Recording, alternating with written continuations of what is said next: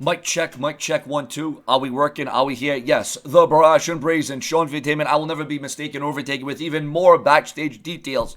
This story on Big Cass being released and fired keeps unraveling to drinking issues, to flipping out, to spitting on fans at a WWE event, and now even more details are being unveiled. Remember to share, subscribe, and smash the bell to this very channel. Refresh my YouTube page multiple times a day so you're always in the know on the top rumors, news, updates, changes, and developments in WWE. There's not any one thing, according to the Wrestling Observer newsletter and Ringside News. It was a series of things. You know, to a degree, it was his behavior on the European tour. There was an incident with Kevin Dunn. Kevin Dunn. Just kidding. The guy's got great teeth. Awesome teeth. Kevin Dunn asked him to rehearse a promo, and he didn't do it. And then they did the promo live on television, and it wasn't that good. And it didn't come off as great. Vince didn't like the promo, so he was unhappy and he didn't rehearse it. In fact, I think he fired the writer because he thought the promo sucked so bad. In fact, the writing sucked. I don't remember the promo being that bad, and God knows I can think of all these other promos that were just horrendous, and it drives me crazy. But for whatever reason, the wording in this one drove Vince crazy, and the fact that he didn't like the promo.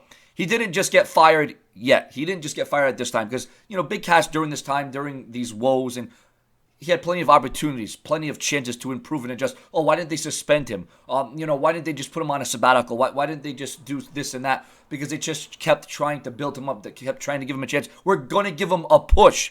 He didn't get fired just yet. He got fired for blowing off the rehearsal. There were incidents in Europe. They were on the touring bus, and he went to go to the bathroom, and I guess he locked himself in, and he couldn't get out and panicked and thought he was being ribbed, like they locked the door, so he went crazy and kicked the door down. People were really upset, obviously, that he kicked the door down, especially because for the rest of the trip, nobody could go to the bathroom in private because the door was kicked down, so there was heat over that. So he had heat. There was just a variety of different serious things that weighed Big Cass down. It was also noted how there was heat over how Big Cass did a full-on beatdown on a little person, even though Vince McMahon did not, told him not to do it.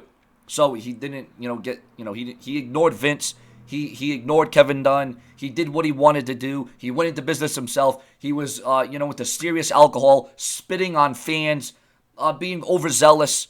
There was also a general unhappiness with his work in the Daniel Bryan program, and it all amounted to a series of things. So as you can see, Big Cass, whether it was this week or next week, Big Cass was going to be released. I mean, there's just no way you can keep going on the way like Big Cass is doing. Big Cass, had to suffer the consequences. The WWE, as you can see, their time with Big Cass was, it was, listen, you cannot ask for the WWE to do more than what they did. And they even ran that injury angle with Big Cass where Daniel Bryan took him out because they probably were going to try, maybe, who knows, maybe the WWE tried to work with him, tried to talk things out, tried to hash things out, but Big Cass was having none of that. So viewers and subscribers, there's only so much you can do with one man. Your comments, your opinions on Big Cass, and more backstage news being unveiled on him. More to come from the brash one.